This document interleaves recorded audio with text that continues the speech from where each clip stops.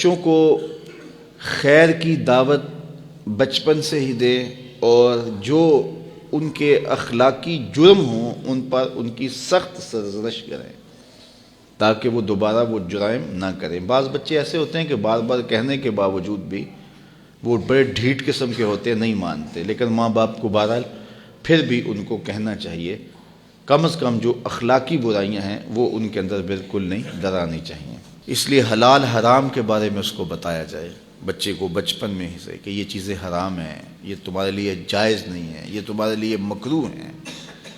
حضرت حسن رضی اللہ تعالی عنہ تشریف لائے مسجد نبوی میں تو وہاں کھجوروں کا ڈھیر پڑا ہوا تھا، وہ کھجوریں صدقے کی تھی، تو حضرت حسن رضی اللہ تعالیٰ عنہ نے ایک کھجور اٹھائی اور اپنے منہ میں ڈال لی۔ بچے تھے تو حضور علیہ الصلوۃ والسلام دیکھ رہے تھے، حضور تیزی سے آگے بڑھے اور حلق میں انگلی ڈال کر کے کھجور نکال لی اور کخ کخ کہہ کے حضور نے فرمایا اس کو نکالو، اس لیے کہ یہ صدقے کی کھجور ہے۔ یہ بچپن کی تربیت تھی کہ پھر پوری زندگی پاکیزہ رہتی ہے۔ اور جب ماں باپ خود حرام لے رہے ہوں اور بچوں کو بھی وہ حرام کھلا رہے ہوں تو پھر بڑے ہو کر کے بچوں سے کوئی خیر کی توقع نہیں کی جا سکتی کہ اب بڑے ہو کر کے وہ صالح بن جائیں گے، چونکہ وہ حرام ان کی طبیعت کے اندر راسخ ہو گیا ہے، ان کے خون میں شامل ہو گیا ہے۔ تو بچوں کو بچپن سے ہی ان باتوں سے ٹوکیں، منع کریں، روکیں، نہیں رکتے بار بار روکیں تاکہ وہ حلال ہی تلاش کریں، حرام کی طرف ان کی توجہ تک نہ جائے۔ ان کا کوئی یہ نہیں ہے کہ وہ دل ڈولتا رہے یار یہ لے لیں نہیں، بلکہ وہ دو ٹوک ہے کہ حرام ہے، بات ختم۔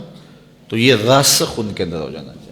اپنی اولاد کو قرآن پڑھانا سکھاؤ، اپنا ذہین ترین بچہ راہ خدا میں ڈالیں اور اس کی تربیت کریں، اس کو کہیں بیٹا میں تمہیں روزی روٹی کے لیے نہیں پڑھا رہا، تمہیں اللہ کے دین کے لیے پڑھا رہا ہوں۔ امام شافعی کی ماں نے جب امام شافعی کو روانہ کیا نا تو وہ گئے جا کے امام مالک کے پاس پڑھتے رہے۔ جس دن امام شافعی فارغ ہوئے لوگوں نے امام شافعی کو اتنے انعام دیے، کئی اونٹ انعامات سے بھر گئے۔ امام شافعی کی والدہ بیوہ تھیں اور ایک ہی بیٹا تھا جو کمائی تھی راہ دین میں ڈال دی۔ تو جس دن امام شافعی کئی سالوں کے بعد واپس آئے تو آپ کی خالہ اور آپ کی ماں امام شافعی کو لینے کے لیے مکہ سے باہر، شہر سے باہر آئیں تو ایک قطار اونٹوں کی نظر آئی۔ تو امام شافعی کی ماں نے دیکھا کہ یہ اونٹوں کی قطار کیسی ہے، تو کسی نے کہا یہ تیرا بیٹا آ رہا ہے اور اس کو اتنا مال و انعام دیا گیا ہے کہ وہ مالا مال ہو گیا ہے۔ امام شافعی کہتے ہیں جب میں آیا تو میری ماں ایک ریت کے ٹیلے پہ بیٹھی تھی، میں نے چھلانگ لگائی، ماں سے سلام کیا، لیکن ماں کے چہرے پہ غصہ تھا۔ میں نے کہا امی میں حضور کی حدیثیں پڑھ کے آیا ہوں اور کئی سالوں کے بعد آیا ہوں، تو آپ ناراض لگتی ہیں۔ تو کہا کہ میں نے تجھے رسول کی حدیثیں جمع کرنے کے لیے بھیجا تھا، مال جمع کرنے کے لیے تو نہیں بھیجا تھا۔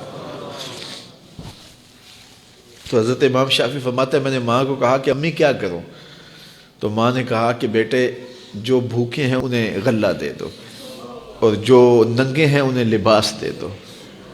تو امام شافعی نے صرف چند درہم جیب میں رکھے، باقی وہاں کھڑے کھڑے سب راہ خدا میں خیرات کر دیا۔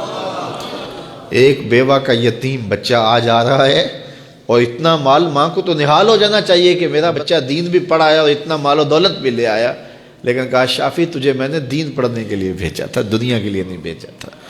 تو جب مائیں ایسی ہوں تو پھر بیٹے امام شافعی ہی بنتے ہیں نا۔ تو اپنی اولاد کے سینے کے اندر دنیا کی جو رغبت پیدا ہو جاتی ہے اس کو نکالنے کی کوشش کریں۔ یہ دائیں بائیں پھیلے ہوئے محل، کوٹھیاں، دنیا داریاں، یہ چمک دمک دیکھتی ہیں نا اولادیں۔ تو میں نے دیکھا مدارس دینیہ میں پڑھنے والے علماء کے بیٹے، پیران عظام کے بیٹے، وہ بھی دنیا کی چمک کے پیچھے دوڑتے ہیں۔ اور میاں تم کیوں دوڑتے ہو؟ تمہارا سب سے بڑا سرمایہ محمد عربی کا دین ہے۔ یہ کیوں دیکھیں دنیا کو؟ کیا ہوتی ہے دنیا کی چمک؟ ہماری تو ساری عزت حضور ہے۔